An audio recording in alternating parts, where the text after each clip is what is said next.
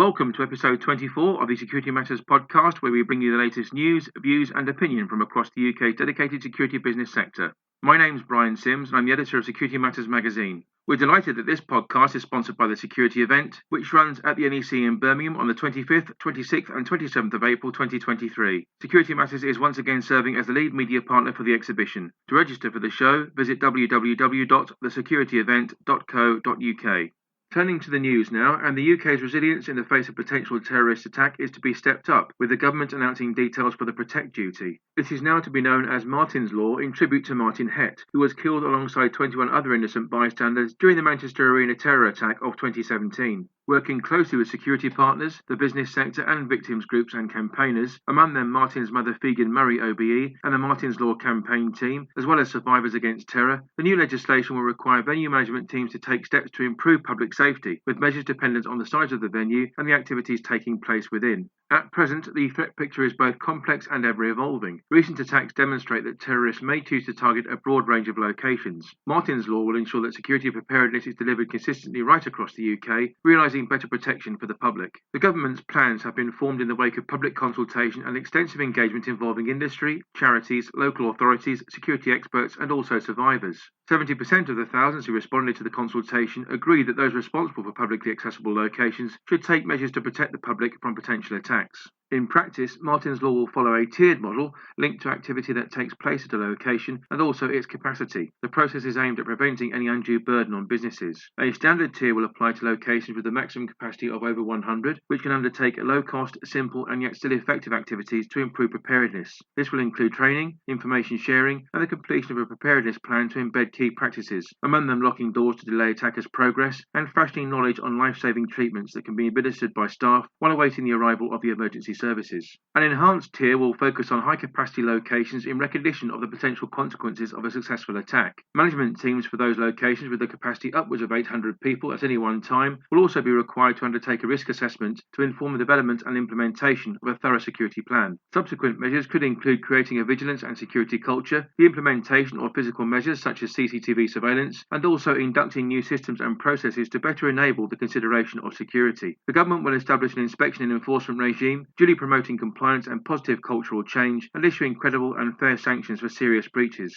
Dedicated statutory guidance and bespoke support will be provided by the government to ensure those in scope can effectively discharge their responsibilities, with even small venues also able to benefit from this and take voluntary action. Expert advice, training and guidance is already available on the online protective security hub that is Protect UK. In practical terms, Martyn's Law will extend to and apply right across the whole of the UK. The government will publish draft legislation in due course to ensure the law stands the test of time. Home Secretary Suella Braverman has observed, protecting the public from danger is a key and critical responsibility of any government. The terrorist threat we face is diverse and continually evolving, which is precisely why this legislation is so very important. In addition, Braverman stated, "I would like to thank Fegan Murray and the Martyn's Law campaigners for their support in helping to bring forward this vital reform. Their tireless efforts have assisted in underpinning our approach. The heartbreaking stories from survivors and their families are a constant reminder for us all as to why we must deliver on this commitment to work together on improving public security." In response, Fegan Murray noted, "Martyn's Law isn't going to stop terrorism, but common sense security and making sure venue teams are doing all that they can to keep people safe could well mean fewer people have to suffer what myself and the families of the Manchester Arena victims have had to endure." In conclusion, Murray commented, "I welcome the government's commitment to including smaller venues and working quickly on this legislation. It's absolutely vital that we now take the necessary steps to protect ourselves and others wherever possible. I also very much hope that other countries learn from this groundbreaking legislation."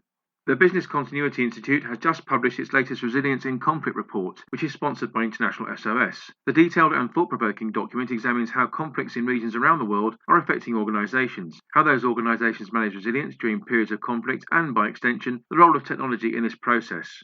Unfortunately, it's now become important to consider the volume of armed conflicts and disputes currently taking place around the world and the range of impacts they can exert on organisations, from those who have operations in affected areas to those who have suppliers or customers in those areas, and also what responses can be prepared to mitigate the impacts. Indeed, the BCI's report finds that 61.7% of organisations are currently affected by the impacts of conflict. Of this proportion, a majority, i.e. 74.8%, say that they're experiencing secondary impacts but without physical involvement in the conflict itself. Therefore, beyond considering the primary effects of a conflict, it's critical that organisations also consider the ripple effect of conflict on operations by assessing the resiliency of their supply chains or the rising cost of energy, themselves just two potential threats at the moment. Other concerns highlighted by practitioners include damage to critical infrastructure, as well as staff shortages caused by military call-ups, relocations for safety reasons, and site shutdowns. The report examines the effects of those impacts on organisations, with 32.8% of the latter having to alter their operational model due to conflict, and 31% having to shut down operations entirely as a preventative measure. If based in multiple countries, some of the measures taken may even temporarily impact an organisation's ability to operate in certain geographies.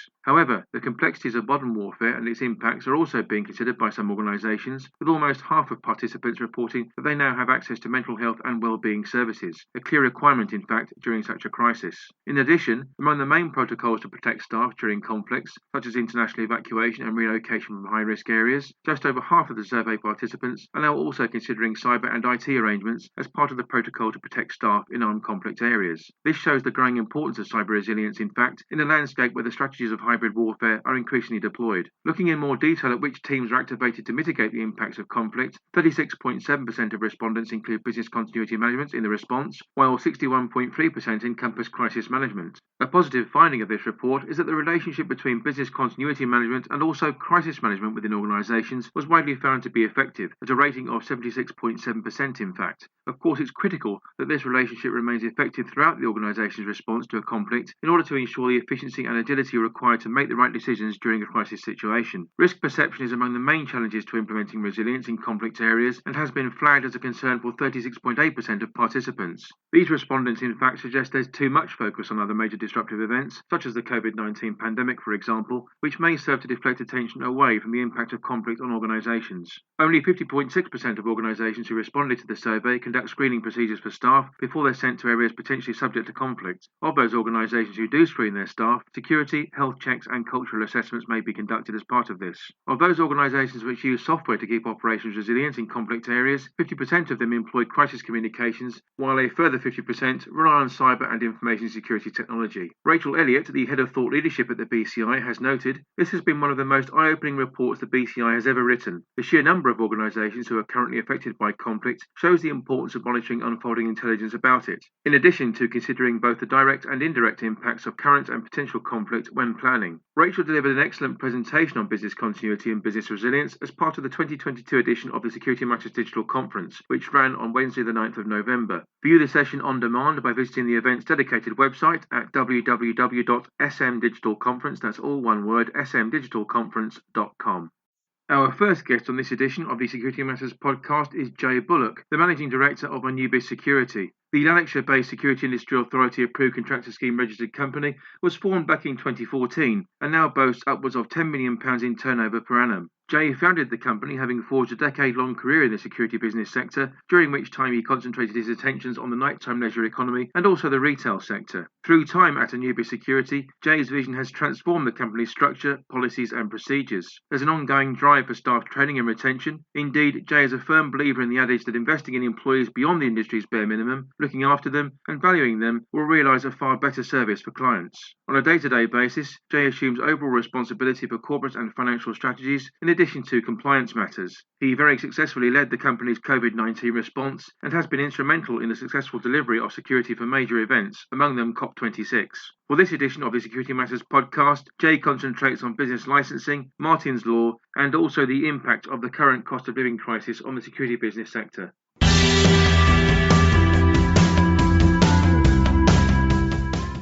Thank you very much for joining us on the podcast, Jay. Could you outline what Anubis Security is all about as a business and also offer a flavour of your own career history to date and what defines you as a security professional? Pleasure to be here, Brian.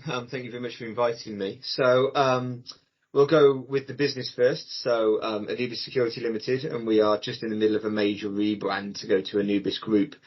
We opened in 2014 as a small events and man guarding business, supplying security officers across the UK. We predominantly subcontracted into some of the larger players within the industry back then, so which was good and a really good learning process. We then continued to expand, and thanks to some of our policies and procedures and the effort that we put into our own guards and our training, which we do offer added value to our clients, we've expanded significantly. So we just broke about the £10 million barrier last year. Some of that was due to the COVID response. We need to look at that and take a good look at that. But we realistically will now be about £7.5 million business going forwards.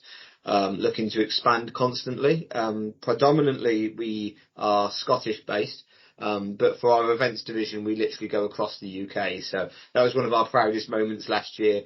We were delivering 2 events, one in Brighton and one in Dunnet, which is right at the top of Scotland at the same time. So when people say, "Oh, do you do UK coverage?" I can truly say, yes, we do. So that's all about the business. Myself personally, I joined the industry when I was 18 years old. I worked on the doors for a very, very long time. That was pre-SIA license as well. So I'm probably one of the last people who can really remember that, because they came in very quickly after I joined the industry. Came to Scotland to take over a large group of nightclubs as their head of security. Managed to do that across the board, and sort of just continued to expand the career from there. Took a career break for a couple of years out of the industry, and then 2014 hit, and that was the Commonwealth Games for Scotland here, which was a major deployment for basically for the country. And because of my knowledge of the industry and the people who I knew and my ability to gain staff, I was phone called and asked to provide staff. And at the time, I looked at it and was like, why don't we do this? Why don't we do this properly? And opened Anubis Security, and pretty much went from strength to strength. 2016 we became ACS, so very quickly we realised the value of ACS and the accreditation schemes that surround that, as well as Safe Contractor and some other bits and pieces like that as well. And I think that's really what allowed us to expand so quickly. So yeah, that's where we were. Anubis Security is a registered approved contractor, Jay, as you said, with the Security Industry Authority. Now, that being so, what are your own thoughts on the proposal for business licensing? So, yeah, that's a very interesting question. We are massively in favour of it. I'm going to break down the economics of it a little bit here, from our point of view as a fairly medium to small business, I would say. And we are hugely in favour of it. I personally sit on one of the ACS steering groups, which I think is a fantastic idea, that they try to listen to the industry. And it is brilliant. But unfortunately, what we've done for a number of years now is sort of banged our heads against the brick wall with the SIA. And I don't believe it's a fault of theirs. I believe that possibly it's a fault of legislation coming in and then coming out, and then appetites from one government to another in order to do this. But the white paper that came out following the MEN disaster clearly outlines that business licensing should be something that is very, very heavily looked at. For myself, personally, I believe the ACS structure is already there. And I also believe that could easily be brought down to a level where it would be sufficient for just business licensing. So maybe make ACS gold, silver and bronze, and possibly make bronze the very, very minimum level you can have to operate within the industry. And this is all brought towards compliance, which is obviously massively important for HMRC and et cetera, and licensing, and also to level the playing field.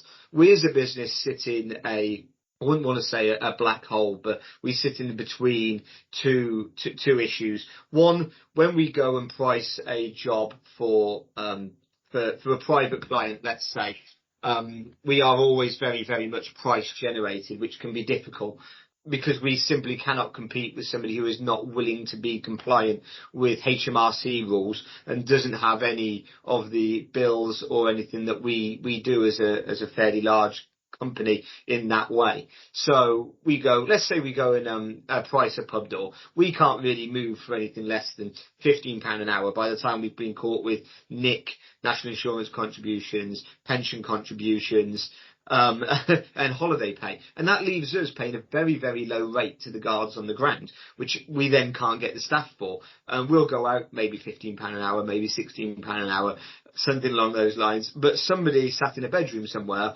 will come in with no insurance, paying cash in hand to their guards, and be like, I can do this for £12.50 an hour. Give the guards £10 an hour cash, and guess what? I'm not getting the contract. And then on the opposite side of this, we have our private and public contract tenders, which we go for. We do fairly successfully at the ones we go for, but we have to be so careful about what we go for because it's a resource issue. They're hugely complicated, take a significant amount of time to do, and unfortunately we don't have the ability like some of the much larger companies do to have a whole tendering department that can just dedicate their time to gaining new business. Unfortunately, sometimes the tendering falls down to me and some of my ops team, and that can be exceptionally not tiresome, but it can be very, very difficult to manage that and manage the entire business at the same time. So really, truthfully, we sit in this area that can be really, really difficult. We can't win against the big boys because they've got so much resources. And when we do, it's very, very, it took a lot of resources ourselves. And then we can't compete when there is there is businesses out there who are just doing whatever they want, whenever they want, and in no matter how. And the HMRC joining up with the SIA has been a good thing. They don't seem to be finding a lot of non-compliance, which does worry me, especially PAYE, HMRC, stuff like that. I think there's a lot of non-compliance within the industry, and business licensing fundamentally will have to get rid of that. And once we do, we can start reinvesting into the staff. We can pay them more money because there's not the option of clients going out there and getting it exceptionally cheaply. So we can start paying more money because we can put our prices up as a legitimate business ever so slightly, which we can then reflect in giving the guards better pay.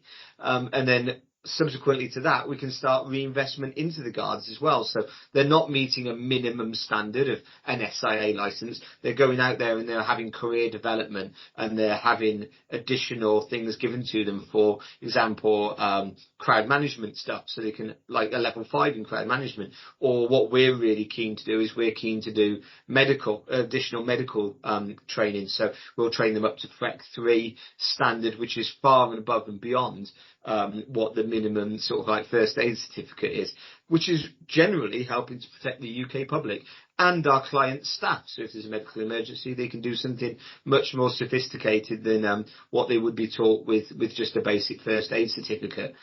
Interestingly, I also have my own thoughts on it, that realistically, I think we should maybe look at ourselves. We need to look at internally. And I've had this row on quite a lot of social media platforms to say, like, look, when the guards stop accepting cash in hand work, they have the ability to put these small businesses out of business by not accepting cash in hand work. There will be obviously a massive pain there for some of these guys who are doing this, and you can't necessarily blame them hugely because they have families to feed at the end of the day. But when they stop accepting that, it will self-police the system, and maybe, just maybe, we all stand a better chance. As I said, we can put additional pricing in, and we can give them the guards what they deserve to be paid. Because realistically, you can go and stack shelves now for more money than you can get being a security officer, guarding a building, or, heaven forbid, nighttime economy, which can still be fairly low paid and hasn't seen a dramatic pay increase for a lot of years. We are still in a labour shortage, probably 62,000 people short across the board, which is a huge amount of people to be able to just do what we do. And we see this reflected every day in when we're trying to staff, but we do not see it reflected in client rates. So it's an interesting conundrum for the industry, to say the least. At present, Jay, the economy is clearly in a period of downturn. This could well affect procurement spend by end users going forward. What sort of problems will that present for security companies like yourselves, and how can these problems be overcome in your view? It's going to be a massive issue.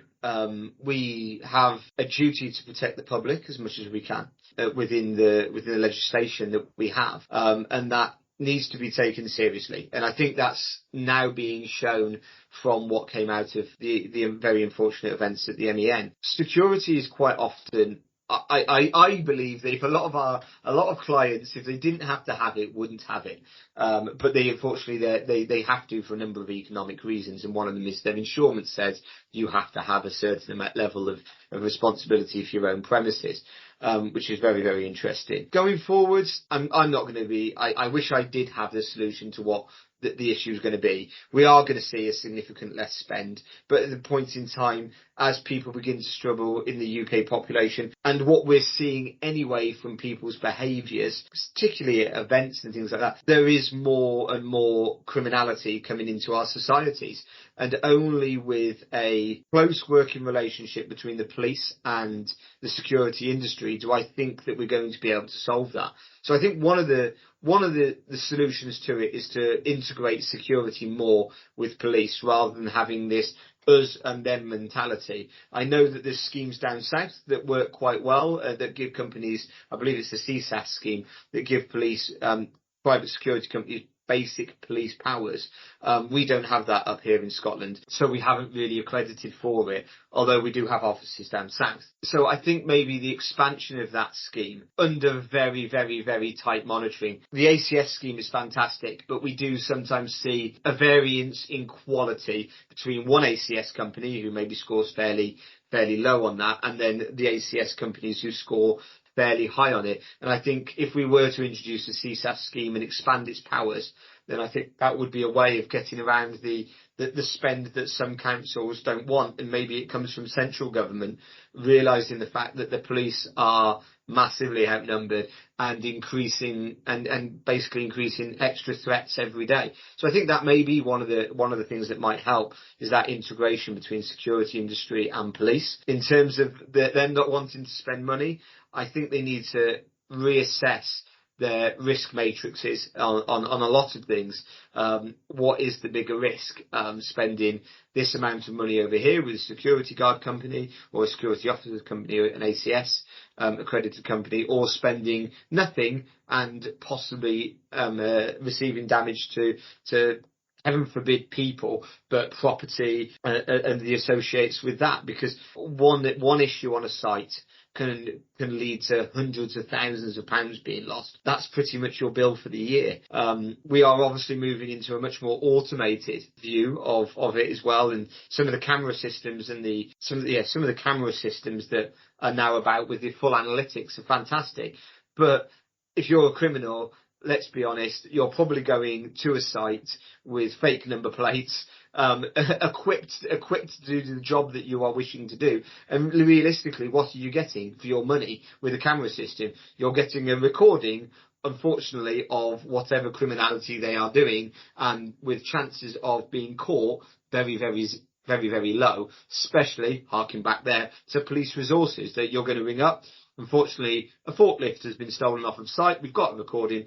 Most likely the police will not have the resources to come out and do anything that. You'll get a crime report, you'll go to your insurance companies and you will get a payment out. But saying that, your insurance will increase for the following year. And us as a business are seeing massive increases in insurance costs across the security industry as well, because of unfortunately the behaviour of some companies within the industry who just don't take it seriously and have massive claims. So it's an interest, again, it's interesting times. So the British Security Industry Association recently forecast that somewhere in the region of 62,000 plus new security officers are going to be needed to meet demand in the next 12 months or so, Jay. In your view, what does the industry need to do in order to meet that requirement? So we obviously alluded to that slightly earlier.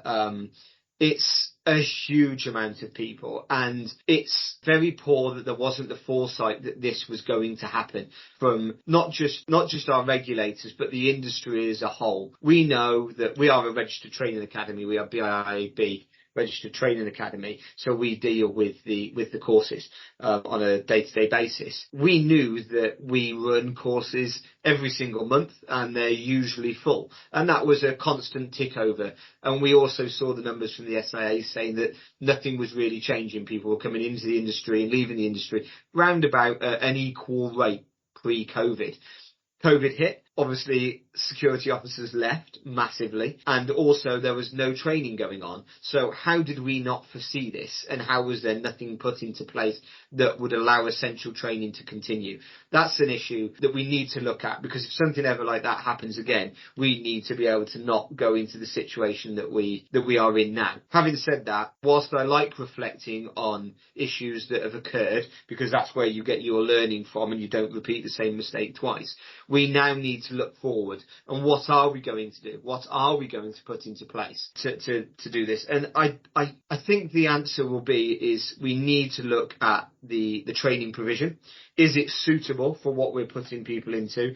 And I think I think certainly in some cases, yes. In other cases, definitely not. Going forwards, we need to be able to encourage people to want to come into the industry. And that is the fundamental issue. And that is driven by two things. One of them is 90% of it. And the 90%, unfortunately, is the wages within the industry are very poor, quite often around national minimum wage. That doesn't encourage anybody to want to come into the industry. And the people who are forced into the industry aren't particularly looking forward to a career in the industry, because there simply isn't one. The amount of supervisor roles to then go to management roles, it's a huge issue, because there aren't that many management roles within the industry, because they're usually not cost effective. They're dealing with as many guards as you can in order to get through, and that's some companies' business models, which is absolutely terrifying. Fundamentally, we need to encourage people into this industry, and that is going to require a material change from everybody and the SIA. Going back to business licensing, which is what we were speaking about before, once we have that in place, we can maybe encourage new people into it, because we can change our rates, and we aren't dedicated by the lowest common denominator, and it's no longer a race to the bottom.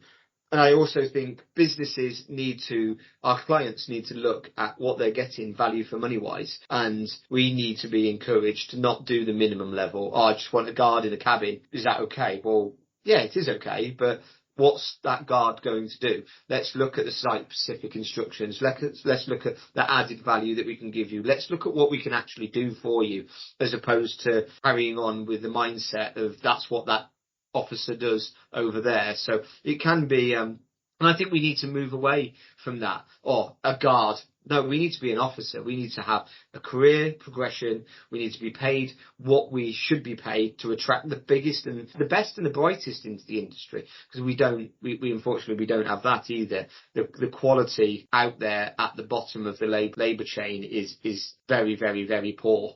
And when we look at incidents that have happened, we wonder how they have occurred. And the answer is, unfortunately, because we do have some very, very poor officers within the industry. And it's down to the training, and it's down to the compliance, and it's down to what businesses are willing to accept. Not just the security industry putting the officer out, but also what clients are willing to accept, because they feel it's a tick box exercise. Oh, I've got that guy, tick box, and they move on, and we don't interact. We're really lucky with a lot of our clients. They take us seriously. They listen to us. We do site briefs with them. And then again, the event sector, we're really well thought of within the event sector, thank goodness. Our clients have stuck by us for a number of years, and they value our expertise that we bring, and we do genuinely bring an expertise. And not just that, we care. We care for our clients. We care what happens to their site, what happens to their events. It's not a go in, get the job done, and run out as fast as you can afterwards. So yeah, we need to look at it fundamentally from those points of view, but we need to attract more people into the industry. We can only do that through wages and career progression and the ability to actually have a career within the industry. As you mentioned there, Jay, one of the areas in which Anubis Security provides its services is indeed event security. Now, there's been much talk of late about the government's proposed Protect duty. Do you believe this is a positive step forward? And if so, what do you want to see being brought forward in the new legislation? So in terms of the Protect duty, yes, fundamentally it's an absolutely brilliant idea. We need to make sure that it's actually doable and actually scalable, given the nature of the events company, the events industry. We need to look at more fundamental training. We need to make sure personally, I believe that events sector should be something completely separate to everything else within the industry. Obviously, within the ACS structure, we have security guarding, we have door supervision, we have close protection, and we can ACS accredit ourselves as a business for those. And we are accredited for two of those, the door supervision, obviously, and the security guarding. There is no events sector for that. But when you look at the amount of turnover that events bring to the security industry, it does question you why there is no ACS scheme for events companies, which I think is something that would go a long way to improving standards in it. I mean, I've been at some of the biggest festivals and events in the UK, and I've stood there and I've looked around and I've been to myself like, this is not fantastic. And it's very much a turn up on the day, gets thrown out to... I've been one of the guys who's been turned up on the day and thrown out to shit. I've worked my way through here, and there's been fundamentally no briefing, no instructions given, certainly no handbooks or something like that, which is something we do that officers can refer to over the course of the event or the weekend or however long it's going on for. It's just very much a stand on this position, and that's what you're doing, and no further brief given. That's massively worrying. We've been involved, like I said, with some of the biggest events in the UK. We now have a full festival calendar of only our events, which we are the lead supplier for, and we start briefing 2 weeks out to our management and our supervisor teams about what is expected of them on the day, what area they are going to be taking charge of, what that area represents for them, what could be some of the possibilities within there, what's their challenges within there, and then we expect those supervisors on the day to give specific area instructions to the staff members that they are given. There is also an overarching brief given to all staff, again going back to protect duty, lone and vulnerable females, or anybody at all, not just females, but males as well. We particularly work in the Brighton area for events and stuff like that, so it has to be very much like that. Anti-terrorism and what we expect, and some basic BD or BDO, which is behaviour detection, and what we would see as something looking suspicious, and if they see something like that, by all means call somebody, and we will take a further look at it. And these things just aren't done as a whole, and it's a little bit terrifying, to be honest with you. So yeah, we're all for the protect duty. We need to expand it significantly, and businesses again need to be looked at, and we need to turn the magnifying glass on ourselves and what are we actually doing out there. And the number of small events that have that over 800, 900 capacity, which is going to be coming in with Martyn's law,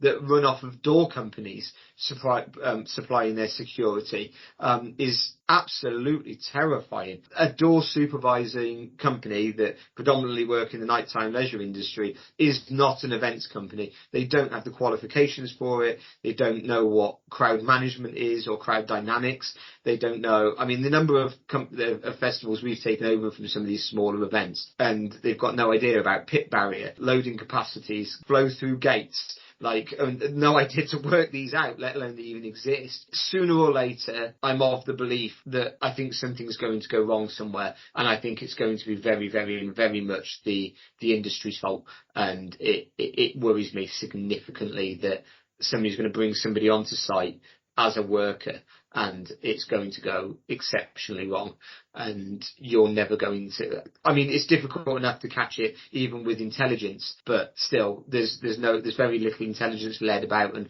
when you're going at the last minute advertising on social media for a guard, then there's very little due diligence there that would mitigate those risks, and it's not a good thing, I don't think. And finally, Jay, and looking ahead, what would you say are the three key challenges facing the security business sector in 2023? So I think we've touched on many of them. The complete the amount of staffing is going to be a massive challenge. We just simply don't have enough people. I think it's going to get worse. To be honest with you, I think people are going to go and try and maximise their value within their jobs because of what's happening with the general economy and the cost of living crisis. Why would you stay within the industry, which is the lowest paying, when you can realistically go to Tesco or Asda or Aldi and be paid more than what you're going to be paid doing this job? And fundamentally you can say, well, maybe we don't work quite as hard as shelf stackers a lot of the time. We probably don't, let's be honest, but a due diligent security officer would be working just as hard, a really diligent one, and they would be looking to expand that. But so fundamentally, the amount of staff within the industry is not enough. We've alluded to it. That's going to be a huge challenge for everybody. The second challenge is going to be attempting to train enough people to a high enough quality that we can improve on the industry, and we are getting better as opposed to slipping back the way. And then the last one again is we need the SIA, and I've spoken to them face to face, and I implore them and I employ the government to bring back the legislation in for business licensing. It's got to be done. We've got to do it. I know there's no huge appetite for it at the moment, but we cannot continue to work in this way, the ad hoc way that we are working, and improve upon the situation that's coming around. And we desperately need to work together with the police, the government, and the SIA to form a coherent pattern and a group across the UK in order to protect the general public. And at the end of the day, that's what we're here for: is the protection of the general public and our clients.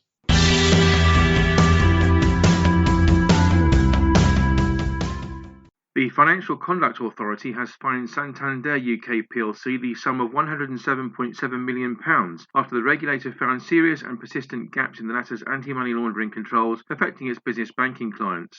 Between the 31st of December 2012 and the 18th of October 2017, Santander failed to properly oversee and manage its anti-money laundering systems, which significantly impacted the account oversight of more than 560,000 business customers. Santander had ineffective systems in place to adequately verify the information provided by customers about the business they would be doing. The firm also failed to properly monitor the money customers had told them would be going through their accounts, compared with what was actually being deposited. Mark Stewart, the Executive Director of Enforcement and Market Oversight at the FCA, commented, "Santander's poor management of its anti-money laundering systems and the company's inadequate attempts to address the resulting problems created a prolonged and severe risk of money laundering and financial crime. As part of our commitment to prevent and reduce financial crime, we continue to take action against firms which fail to operate proper anti-money laundering controls. In one case, a new customer opened an account as a small translations business with expected monthly deposits of £5,000. Within 6 months, it was receiving millions in deposits and swiftly transferring the money to separate accounts. The account in question was recommended for closure by the bank's AML team in March 2014, but poor processes and structures meant that this recommendation was not acted upon until September 2015. As a result, the customer continued to receive and transfer millions of pounds through its account. The account remained open until the FCA wrote to Santander in December 2016. The Financial Conduct Authority identified several other business banking accounts which Santander failed to manage correctly, leaving the bank open to serious money laundering risk. There were also examples of the bank failing to promptly deal with red flags associated with suspicious activity, such as automated monitoring alerts. These failures led to more than £298 million passing through the bank before it closed the accounts. Santander knew there were weaknesses in its AML systems and controls and began a program of improvements in 2013. While these changes resulted in some gains, the company decided that the changes did not sufficiently address the underlying weaknesses. In 2017, the business decided to implement a comprehensive restructuring of its processes and systems. Santander UK continues to invest in its ongoing transformation and remediation program. In point of fact, Santander has not disputed the FCA's findings and has agreed to settle, which means that the company has qualified for a 30% discount on the fine. Without that discount, the financial penalty would have been close to £154 million. Professional Security Officer Live is set to launch at the Security event, which runs at the NEC in Birmingham from the 25th to the 27th of April 2023. This brand new show within a show, organised by the 19 Group, will feature alongside the award-winning The Security event, duly extending the latter's security-focused offer and realising a dedicated concentration on frontline security professionals. Tristan Norman, Group Director for the 19 Group, informs Security Matters, "Launching Professional Security Officer Live demonstrates our commitment to the security industry. It's a market we know very well. Our research has shown that there's a genuine demand from our exhibitors, partners and visitors to recognise the critical role that security personnel, operatives and frontline professionals play in the security business sector. Never seen before and long overdue in the eyes of many commentators, Professional Security Officer Live will host major industry brands from the security guarding sector, all of whom will be showcasing the latest products, services, technologies, training and solutions that enable security personnel to perform their duties in protecting people, places and assets." Supported by a comprehensive free-to-attend conference programme that will address key issues within the sector, among them training, career pathways, the skills and talent shortage, standards, health and well-being and physical protection. Professional Security Officer Live is warmly welcomed and supported by leading industry stakeholders, including the International Professional Security Association, the International Foundation for Protection Officers, Skills for Security, the Security Institute, and also ACES UK. Satya Rai, the CEO at IPSA, commented, IPSA is delighted to be part of the Professional Security Officer Live launch at the Security Event 2023. There's a definite need to attract, train and retain talent in the private security industry in order to address the ever-changing landscape of risk and raise standards within the sector. We're very pleased the team at the 19 Group is leading and driving the changes focused on security's front line. Security officers are the heartbeat of our industry. IPSA is thrilled to support the launch of Professional Security Officer Live as an event partner. Mike Hurst, Director and Chair of the Advisory Board at the International Foundation for Protection Officers in the UK and Ireland, observed, with members and students in 54 countries, IFPO is dedicated to advancing the role of the security officer through education, certification, developing career pathways and supporting mental health and well-being. On that basis, we're delighted to support Professional Security Officer Live and very much look forward to working with the 19 Group on further enhancing what is a vitally important area of the security profession. Registration is now open. Professional Security Officer Live is free to attend and co-located with the other shows that comprise the Safety and Security Event series run by the 19 Group, namely the Security Event, the National Cyber Security Show, the Health and Safety Event, the Fire Safety Event, and also the Workplace Event. Visit the website at www.thesecurityevent.co.uk to register your attendance. Entries are now open for the Fire and Security Matters Awards 2023. Organised by Western Business Media Limited magazine Security Matters and Fire Safety Matters, the awards are run in conjunction with the Fire Industry Association. The Fire and Security Matters Awards generated more than 220 entries last year, while 450 plus guests attended the award ceremony itself. The 2023 scheme is free to enter and designed to recognise excellence and innovation in the fire and security business sectors. The winners of the Fire and Security Matters Awards will be revealed at a gala dinner and ceremony to be held at the CBS Arena in Coventry on Thursday the 15th of June 2023. The ceremony itself will be hosted by popular comedian and Mock the Week captain Hugh Dennis.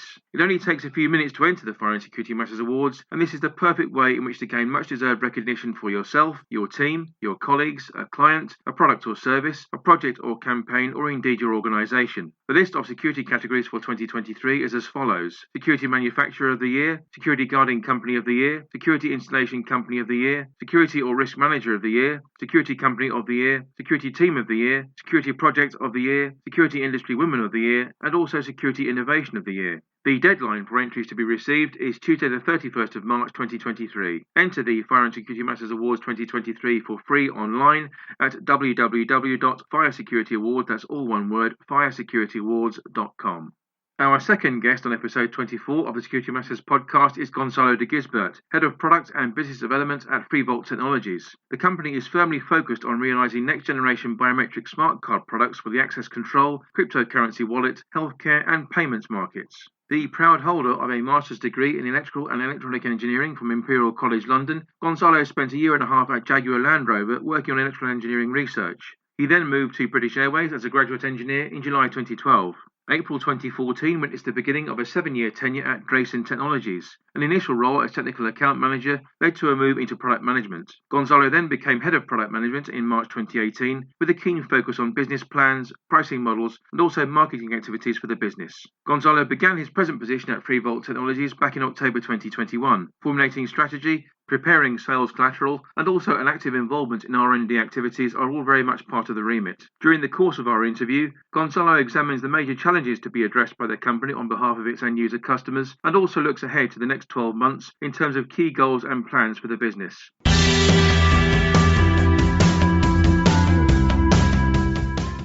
Thanks very much for joining us on the podcast, Gonzalo. Can you tell us about the history of Freevolt Technologies as a company, please?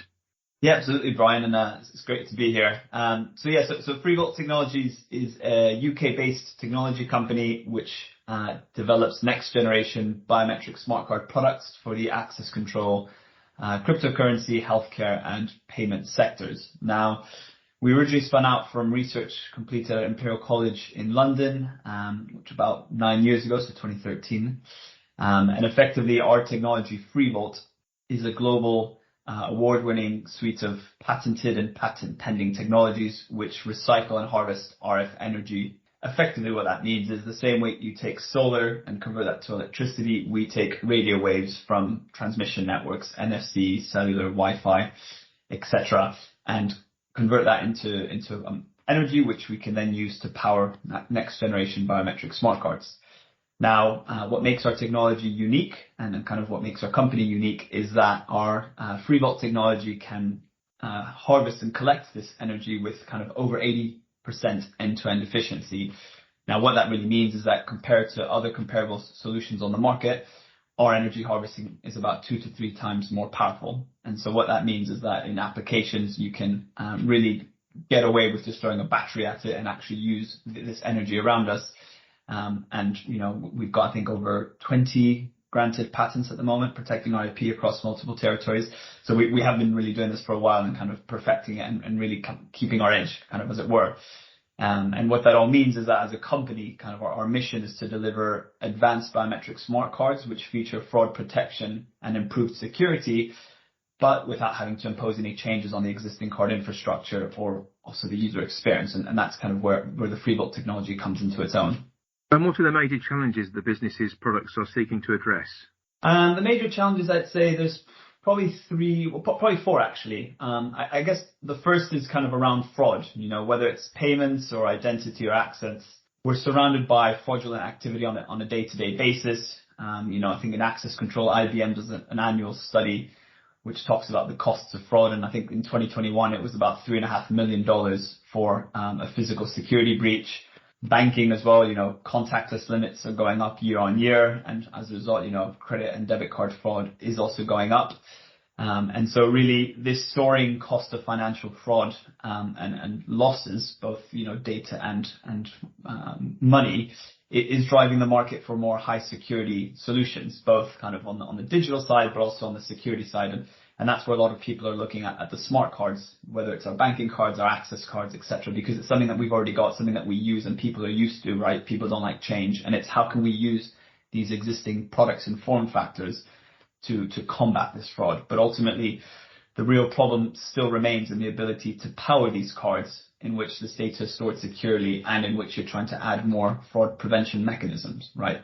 So that's, I guess, the first one that I'd talk about. The second is kind of leading on to the subject of powering these cards is around batteries and this battery mentality that we have, you know, with the proliferation of connected devices booming, you know, whether it's the latest iPhone or a tracker for your keys or wireless headphones, we're surrounded by all these portable devices that require small and efficient means of powering them. And typically we've just kind of thrown a battery at it, as it were. And of course, this has its advantages that, you know, you can use the devices cable free, as it were. But ultimately, there's also the cost of maintenance that you have to consider. So how frequently do you need to recharge these devices? And that's assuming you remember to. The amount of times I've gotten on a plane and forgotten to charge my headphones, I can count many times. But there's also, you know, the cost of disposal, right? From a sustainability perspective, you know, whether we discard or lose these or upgrade these devices, what's the impact on the environment with lithium and other harsh chemicals that we're using for these energy storage devices, as in batteries, and kind of how you get rid of those safely. So I think that's where Freevolt kind of tries to address the problem through, as I was saying earlier, kind of using this existing radio energy that's around us on a daily basis and trying to recycle that into powering these small, low power devices.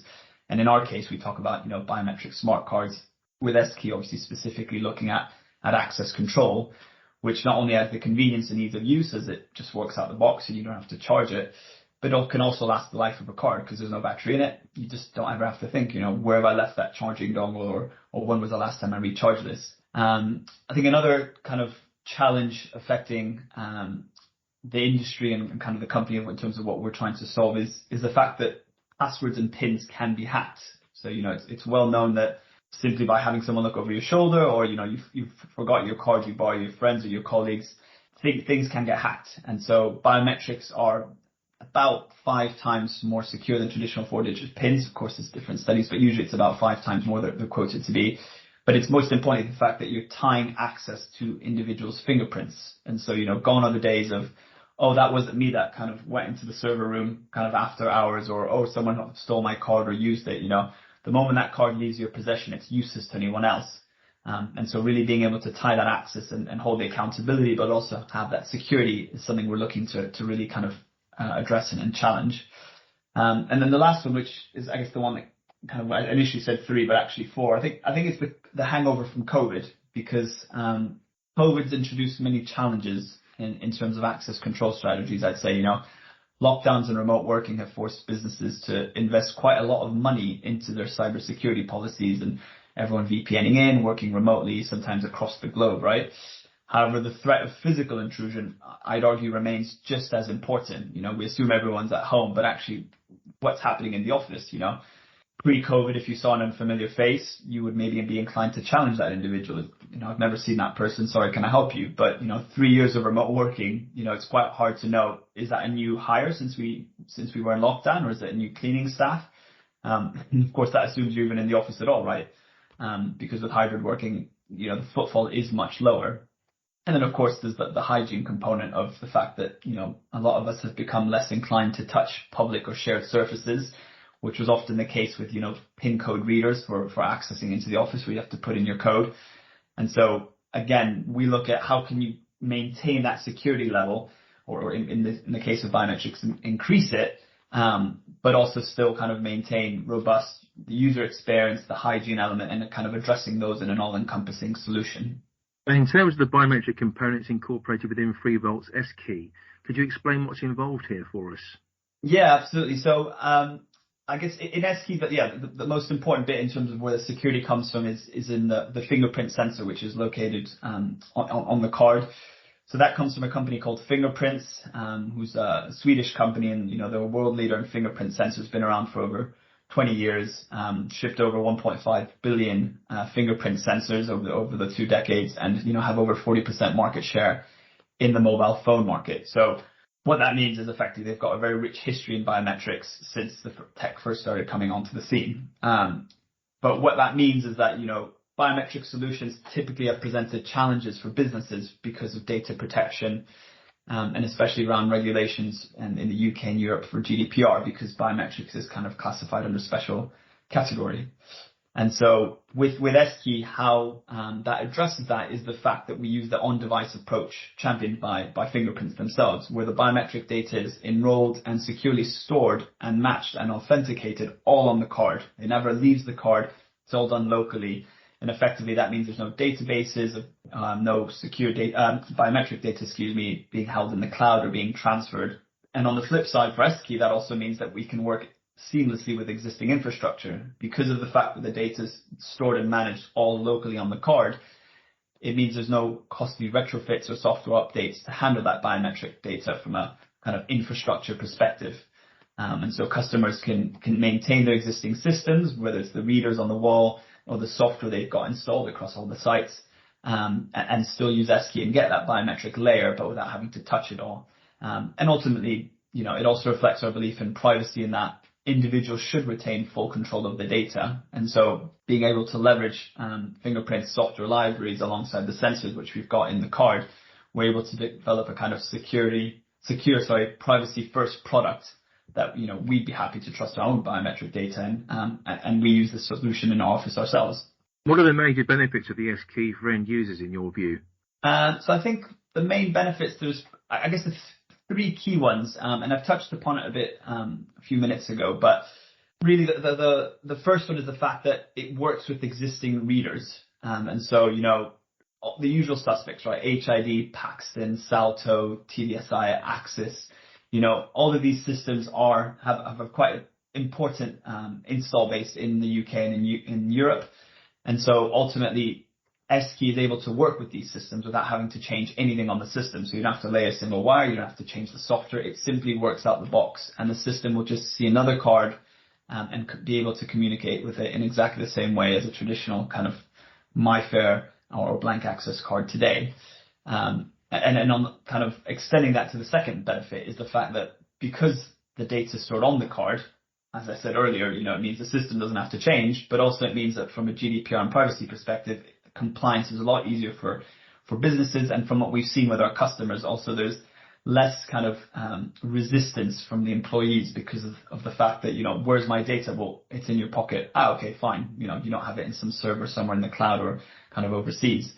And I guess the third major benefit is really the fact that, as I touched upon earlier, it's batteryless. So it means that not only is there, virtually zero cost of maintenance, but obviously it also helps businesses deliver strong sustainability credentials kind of for adopting the solution. So little things as well, like, we ship them in paper cards, paper sleeves rather than plastic sleeves as is traditionally done today. We're constantly looking at kind of using more and more recycled plastic in them. And no other biometric access solution is able to work with the majority of existing readers without requiring a battery to power in it, but also helping businesses drive these sustainability credentials on their end. And what vertical sectors is Freevolt Technologies looking to target at the moment? So at the moment, most of our customers and what we're targeting is around kind of defense, manufacturing, both food and chemical, as well as health sectors, where having that additional layer of security really is a painkiller solution, versus the vitamin solution. So, we are cognizant that certain industries security is a nice to have, not a kind of must have or need to have. And so initially we're going for those kind of more high security applications. And we have already seen that. That being said, that there is appetite in other areas. So we've had interest for kind of time and attendance systems in other verticals, which is interesting because obviously we set out Esky to be about increasing security and adding those layers. But we've had people saying, well, actually, I can use it to control who's clocking in and out and making sure that I'm paying my employees, because there's a direct kind of ROI on the investment in Esky and kind of who I'm paying for the work delivered. So, we're continuously working with customers to find new applications where that kind of benefit of tying access to a person's fingerprint really provides a key kind of ROI and USP for that business. Yeah, and ultimately the vision for us is to kind of bridge the gap between physical and logical access. So at the moment I talked about, the physical side, but we're also looking at the logical side to be able to have a more kind of encompassing solution. And last but not least, looking ahead to the new year, what are the company's plans for the next 12 months, Gonzalo? So picking up where I left off just a second ago, I guess logical access is something that we're looking to really bring in, because the idea for us is to kind of converge and have a converged access solution. So the idea being you come to work, you use Esky to get into the building, use it to log into your PC or your system, or if you're in a factory, multiple systems. You might release it, secure printing jobs with it, pay the canteen, etc. We see Esky becoming a more unified solution as a kind of key value proposition for widespread adoption.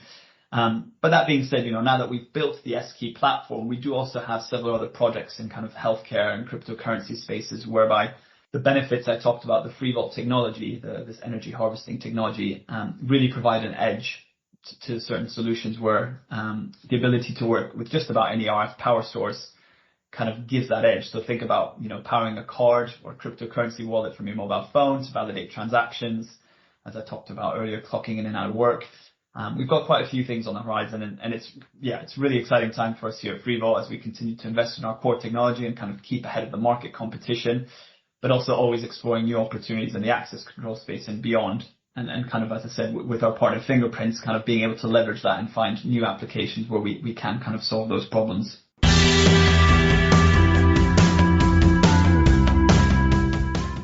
That brings us to the end of this latest edition of the Security Matters podcast. Many thanks indeed to Jay Bullock of Anubis Security and also Gonzalo de Gisbert from Freevolt Technologies for their highly valued contributions. Many thanks also to our podcast sponsors, The Security Event. The Security Event runs at the NEC in Birmingham on the 25th, 26th and 27th of April 2023. To register for the show, visit www.thesecurityevent.co.uk. Don't forget to visit our website at www.securitymattersmagazine.com, where you can access all of our podcasts and also read the latest news and opinion from the security business sector. You can view our dedicated features content and sign up to receive our very popular weekly e-news bulletins. Please do contact us if there are any key themes or issues you would like us to explore on upcoming broadcasts. You can do so on Twitter by using the hashtag SecurityPod. On that note, make sure you follow us on Twitter at WBMSecMatters and access our LinkedIn page at Security Matters Magazine and website. Please do like and share the podcast content and spread the word among your industry colleagues. You can listen to the Security Matters podcast for free on iTunes, Spotify, YouTube or Podbean. To download the podcast on iTunes or Spotify, all you need to do is enter the term Security Matters into your chosen platform search box. We'll see you next time.